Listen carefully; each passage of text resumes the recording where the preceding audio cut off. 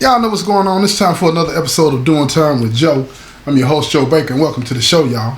In this episode, I'm going to be telling you about this dude named Sammy, right? Sammy's an old head that I've been knowing for probably 30 years now, and he recently just came back to the penitentiary. But let me tell you how he ended up coming back to the penitentiary, because the story blew my mind when he was telling me, but it all leads back to this stop snitching thing that everybody wants to talk about, and nobody wants to get involved, and we don't really seem to understand how, things can come back to haunt us by believing in certain things, right?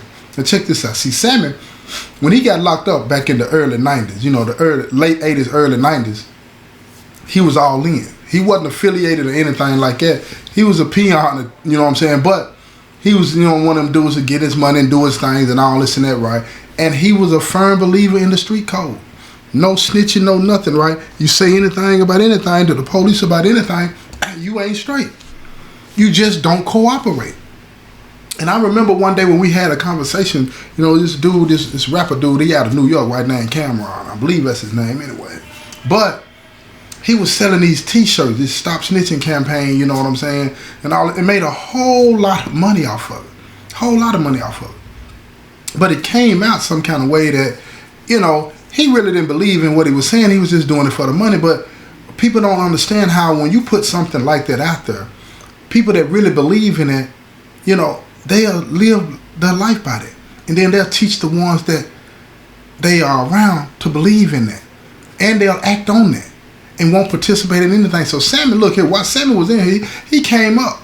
He came up with this female, right, and they fell in love and all of these different types of things, right?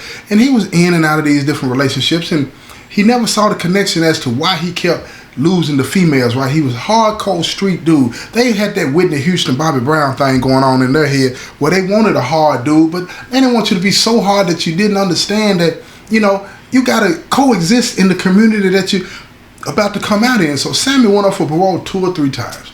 Now I'm going to fast forward. He done the majority of his time, right? I'm getting to the point to where he done met this girl named Lisa. And Lisa had just had a baby, right? And her dude, he ended up getting locked up. And he caught a life sentence. You feel me? A life sentence without parole. And he told her to kick rocks. He didn't want nothing to do with it. See, a lot of people come in the penitentiary thinking that, the best way to do your time is to do it alone. That's wrong. But he hurt her. He hurt her bad, right? He hurt her bad. And she still liked that rough edge type dude. So one of her girlfriends had a friend of a friend that knew Sammy. And she said that, look, this dude here, he just needs somebody to talk to. He on his way out and all this and that. So it was about maybe a couple of years before he was going to get out.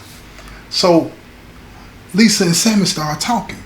While they talking, she's starting to feel him, right? And she's sharing with him how her heart was broken by, her baby dad and all this and that. And she still takes phone calls from him and all this. And he told her that's cool, all of that, right? He just wanted a friend, somebody that, maybe come see him every now and then and all this and that. And she told him, I'm not going to go to prison to visit nobody unless it's him to take, his son to see him. And he understood that, right? So over time, her feelings got stronger and stronger for Sammy. And then, the little boy started trying to talk. So she would put him on the phone and he would try to talk to him and all this and that. And he, she still talked to the baby dad and all this and that too, right? But she started to get strong feelings for Sammy. Partly because I believe Sammy was on his way to the streets. And she wanted somebody to be there. He fit the prototype of the type of dude that she wanted. So Sammy, is getting closer and closer to the time to, he's going up for parole. So about 6 months, because they into the relationship about 18 months now. About 6 months before he is about to leave, she like, I want to come visit you now. So they arrange and get the visitation forms filled out real quick and all this and that. And she comes in to see him. She didn't bring her little boy. She comes to see him and she's just blown away by him. It's love at first sight. At first it was love over the phone. Now it's love at first sight. She loves him and she tells him how much she wants to be with him and how good their life is going to be and all this and that. But she feels guilty because she, her baby dad is locked up and she was wanting to stick by his side, but he didn't want her. So Sammy told her, look, he understand. He said, look, when he called, you can still take the calls when I come home. And all this and that, he wasn't tripping about none of that, right? Because he understood what it meant. know what I'm saying, to be in the penitentiary need somebody. So they lock it in. They lock it in. And he tells her, you know, he wants to marry her when he gets out and all this and that, and be a part of her son's life and her life in a way that, you know, they can move on and do productive things together. And she accepts the proposal and all this, and they go tell the family. They like excited for her too, but at the same time telling her to be cautious because she likes those street type dudes. So Sammy goes up for parole, and guess what, bam, he makes parole. He gets out. He's good. He moves in with Lisa and everything, and he's helping raise her son and having a good time, and he's just loving it. He got him a job, working construction. Everything appears to be okay. You know what I'm saying? Everything is fine. They have a good relationship. Everything is straight. 1 year go by, 2 year go by, 3 year go by, 4 year go by, 5 year go by. You feel me? About 7 years old. And his baby daddy, you know, her baby daddy still calling and all this and that, and Sammy still lets him talk on the phone, and everything is still good. Everything is still good. He even sends dude money when he needs it. You feel what I'm saying? Dude respecting that he's taking care of his son. He's respecting that, you know, she got somebody solid in the house that's going to keep it real and all this and that. And plus Sammy, he ain't doing nothing street. He totally away from it, but he still got that hardcore thing going on with him. He don't believe in helping the police. He don't believe in all this and that. He minds his business. Everybody in the neighborhood know this dude's an ex-con, leave him alone, all this and that. And he's nice to all his neighbors and everything. Everything. That outer image is solid. It's solid as a rock. Solid. And everybody appreciates that. Everybody appreciates that. Now, let me tell you what happened. One night when he was coming home, right? Because he didn't get off till like 4 or 5 in the afternoon. Him and some of the guys, they stopped by, you know what I'm saying, to get him a drink of beer and all this and that. And he gets to the house. When he pulls up at the house, he driveway of one of the people that live in the neighborhood, one of the ladies that he's talked to and helped take her groceries in. You know, she's an older lady. He's helped her take her groceries in and all this and that. He sees some dudes down there roughing her up, taking her purse and taking her groceries and all this and that. And he don't do nothing. She even sees him see that it's happening, but it's dark. You know, not dark, but you know, the sun is going down and all this and that. So he could see what's going on. He could see it. But he also notices the bandanas that the dudes got on, right? And he see that this looks like a gang-related incident. And the code that he lives by prevented him from helping her. So he goes on in the house. A few minutes later, you know, the lady gets into the house. You know, they done took her purse. They done stole her car. They took her groceries, beat her up real good. She gets into the house, calls the police, tell the police what happened. You know, she don't know who they were, you know what I'm saying, but they were younger dudes, and she thinks, and they had on these bandanas and all this and that, and she thought traumatized from what happened. So the police, they walking around the neighborhood, knocking on doors and asking everybody what's going on and all this and that. Did they see anything, hear anything? And she told them she thinks that the house 2 or 3 down from her seen it because the guy that lives there was just pulling up in his car, and he looked down that way, and she thought she seen him, and he went on in the house though. So the police get to the house. They knock on the door. Lisa answers the door. She said, "Yes, may I help you?" So the police like, "Yes, did your husband just get home maybe an hour ago and witness what happened down a couple of houses?" And she said, "What happened?" Because Sammy didn't tell her. So they told her what had happened and all this. She said, "Hold on, wait a minute." So she calls him and tells him that, you know, the police want to talk to him. So he comes out, and he's at the door, standing at the door with her. He puts his arm around her, and they start to recount what they told her, and he's standing there looking, and she notices that his facial expression, his jaws got tighter, and he got his arm around her, so he gripped her a little bit closer, right? He got tense all of a sudden. She noticed that in his body language. Ain't seen nothing, and I ain't got nothing to say about nobody's business, right? So they said, "Sir, are you sure?" And he was like, "Yes, I'm sure." So they still took his name down and all this and that, because they told him that your neighbor said she thought she saw you see what was happening and all this and that, right? And he told him he didn't see anything. Now she's looking at him. Lisa's looking at him because she can tell something's off. She's been with this man now for a few years. She can tell everything about him has switched. So when the police leave and they're in the house, she asked him, she said, "What's wrong?" And he told her, he said, I don't get into other people's business. You know what I'm saying? I don't talk to the police about nothing. I don't do none of that. Now, what they both didn't even recognize is that the little boy was sitting on the steps of the house, right? I mean, inside the house, and he was listening to the whole conversation, even when the police was there. And he was listening to the conversation that Sammy and Lisa was having as well. And he's sucking it up, right? Listen to me now. This man is more of a father figure to him than his own biological father, because he don't know his biological other than the phone. He ain't been to visit or nothing, right? So he's to understand in the wrong way. So later on, you know what I'm saying, after a couple of days, the little boy asked Sammy, you know what I'm saying, what happened the other night and why did he not help the police and all this and that. So Sammy starts to tell him, look, I'm a street dude. I mind my business. If it ain't got nothing to do with y'all, I don't deal with the police or none of that. He said, even if it did have something to do with us, we handle our own business. And the little boy like, what do you mean, handle our own business? So he tried to give him some softball examples. You know what I'm saying? Like, if somebody would have come to the house and steal something, he would go get it back. You feel me? If somebody did something to him or his mama, he'd go deal with that and make it right. So the little boy's listening to him wide-eyed and looking at him, and he's sucking everything up that he's saying, right? Now, Lisa wasn't hearing all that because she wasn't there when this conversation took place. But she started to notice over the next few months how her son was becoming more and more in the image of Sammy. A little bit harder, you know what I'm saying, not cooperative and not really concerned about it and understand things on the level that they can understand, right? So when he told this little boy, we handle our own business, this and that, we stay out of other people's business, the little boy took it in a way to where he's not as nice to his neighbors, he don't help his neighbors and all this and that. And it was kind of like bothering Lisa as to why, you know what I'm saying, he would tell her son that. So she really didn't get into it with him because she didn't want to. She figured, you know, he's going to listen more to her than him anyway. So she just kept it moving and figured that he would outgrow that and not going to worry about that.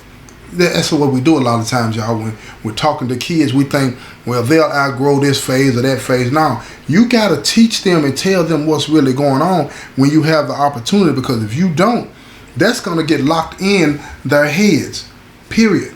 And you don't want that. So check this out. A few months go by, right? It's getting close to Christmas time this particular year. It's getting close to Christmas time. And those gang members, they're getting a presence in this neighborhood more and more. They're out and about and people are seeing them and people are complaining and they're talking about things.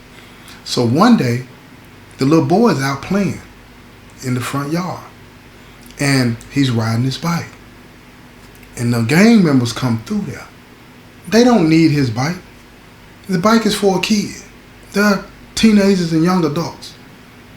But they take his bike, throw him off the bike, throw him to the ground, and kick him in his face and all this and that. And he runs home crying. And when he gets in the house, he's crying, and he's talking about, I want Sammy, I want Sammy. You know, that's his quote-unquote pops now. And Lisa's like, what happened? Tell me what's wrong. His mama's telling him, tell me what's wrong. And his nose is bleeding and all that. He said, they beat me up, they took my bike. And she's like, who? He said, I don't know who they are, I don't know who they were. And he's describing them to her, what they had on, this and that. So she calls the police. She calls the police. And she tells them home. And he sees the police are there at the house. So he gets out of the car real quick and he goes in. And when he gets in there, the police are sitting in the living room.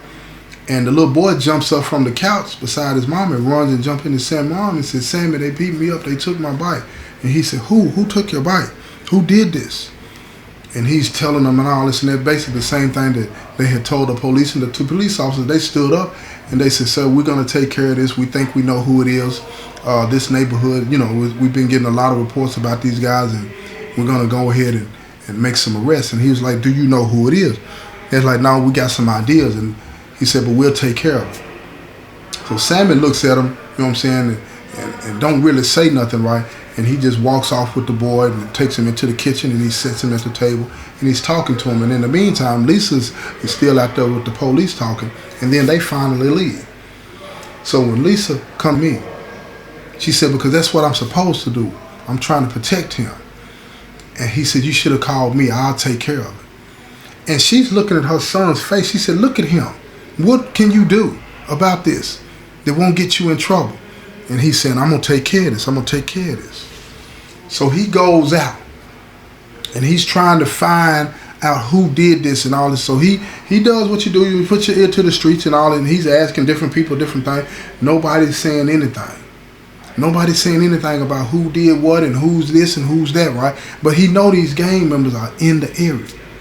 So he approaches a couple of them and asks them, he said, look, I'm trying to find out who took my son's bike. And they laugh at him, dismiss him like he ain't nothing and all this and that.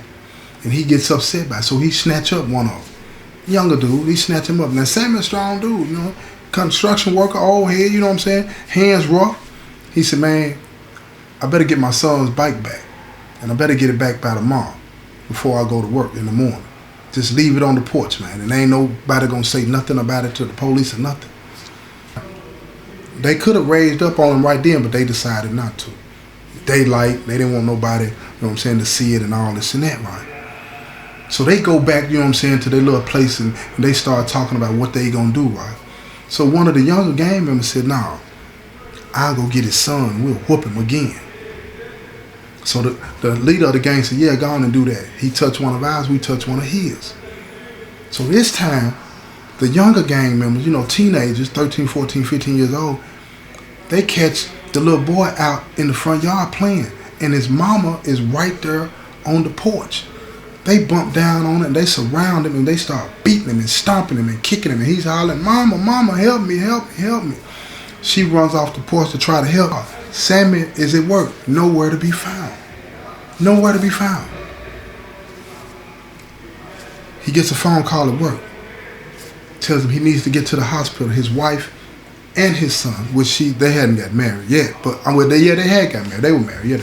So he goes to the hospital, and both of them in the hospital. In the Lisa, he's got a concussion. His eye socket is fractured. All these different types of things. He's messed up.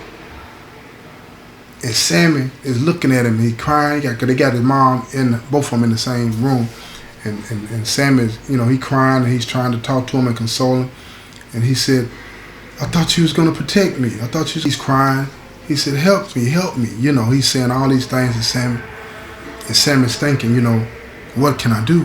What can I do? Right? And he gets upset and he goes over to Lisa. He said, I'm going to take care of this once and for all. So she said, no, we're going to let the police deal with this. We're not going to do anything.